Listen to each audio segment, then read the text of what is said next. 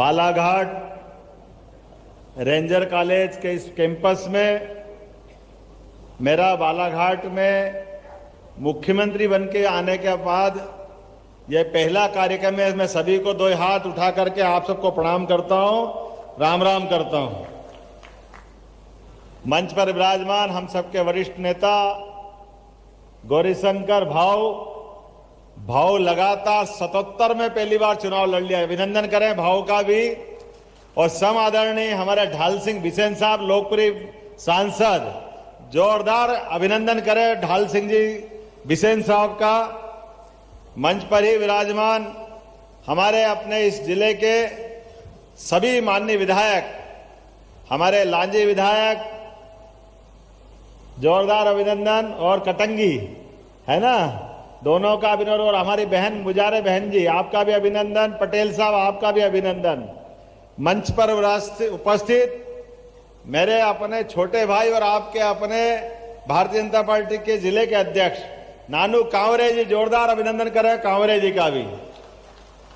भरा पूरा मंच, एक बार पूरा अभिनंदन कर दे। मेरे को भी जल्दी जाना है, आज में 3 कार्यक्रम है, 3 जिलों में जाना है।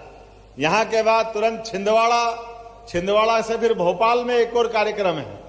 हम सब मानते हैं आज के इस दौर में, खास करके बदलते हुए समय में, यशस्वी प्रधानमंत्री नरेंद्र मोदी क्या अद्भुत व्यक्तित्व है। हम इस बात का एहसास करें नरेंद्र मोदी जी के लिए, जोरदार अभिनंदन करें।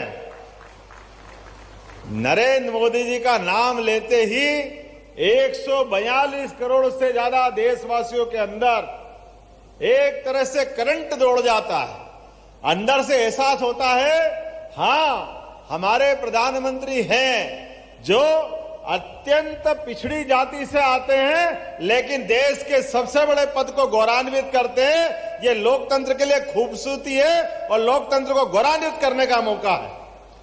जो सभी जातियों के बीच समान रूप से सभी विकास करने के साथ न केवल देश के अंदर अपनी कामों के बलबूते पर एक अलग पहचान बना रहे हैं, उनके साथ साथ अभी थोड़े दिन पहले माननीय यशस्वी पूर्व मुख्यमंत्री शिवराज सिंह चौहान, जिनके साथ मैं कल ही एक कार्यक्रम में था, एक बार शिवराज सिंह चौहान जी का भी अभिनंदन करें, उनको भी स्मरण कर रहा हूं।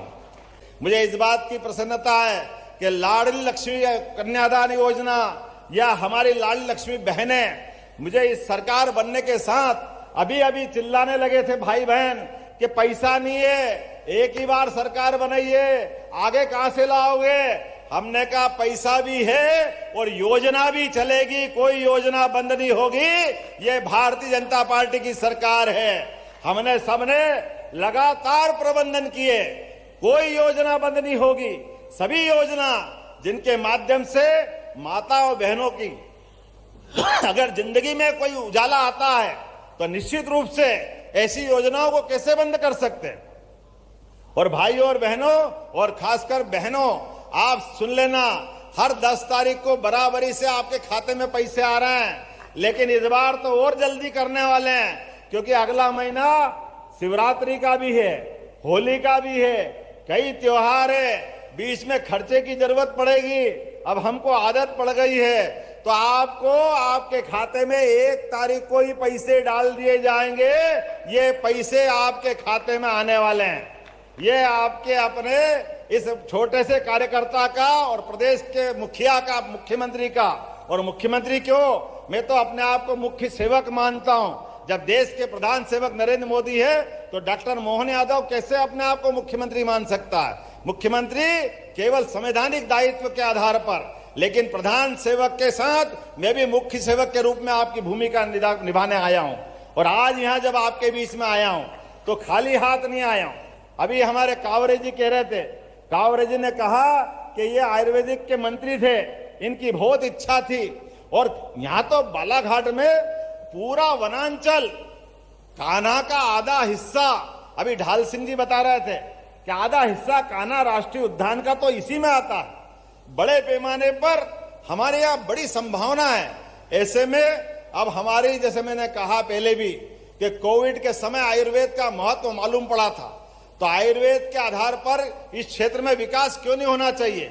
हमने सरकार के पहले अंतरिम बजट में इस बात का प्रबंधन किया कि मंडला, बालाघाट ऐसे सभी वनों वाले जिलों में आयुर्वेदिक मेडिकल कॉलेज खोलने का निर्णय करते हैं। बहुत जल्दी बड़ी सौगात अपने इस आयुर्वेदिक कॉलेज की बालाघाट में मिलने वाली है।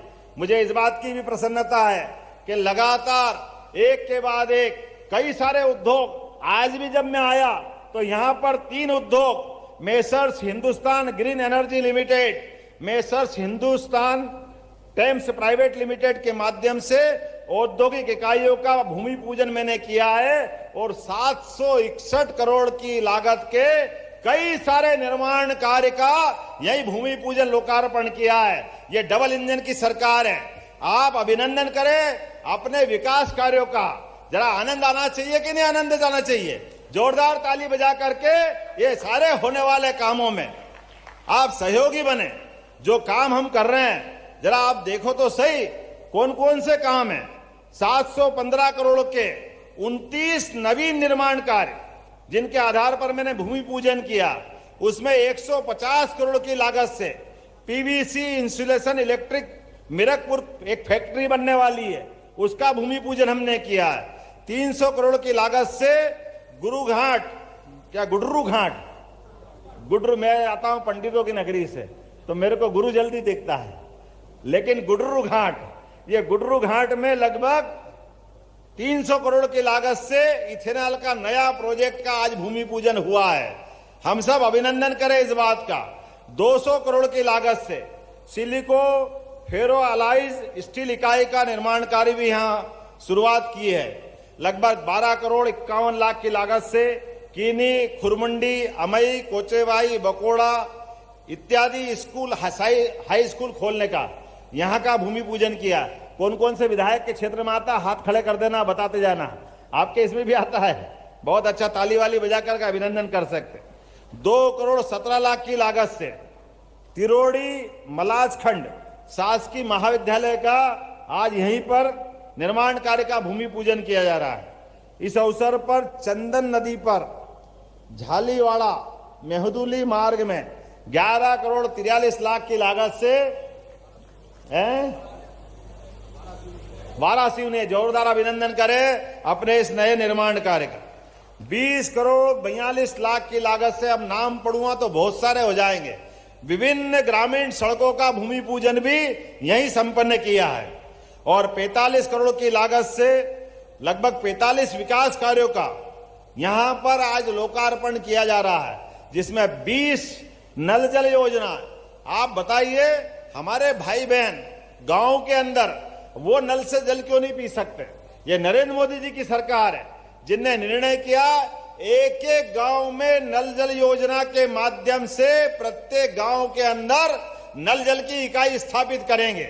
हमारे अपने क्षेत्र के अंदर लगातार हॉस्पिटल की डिमांड है और हॉस्पिटल में लगभग 11 उप स्वास्थ्य केंद्रों के 14 करोड़ 83 लाख की लागत से विभिन्न निर्माण कार्यों का लोकार्पण कर रहा हूं। जोरदार अभिनंदन करें अपने माननीय मोदी जी का और मध्य प्रदेश सरकार का, जिसके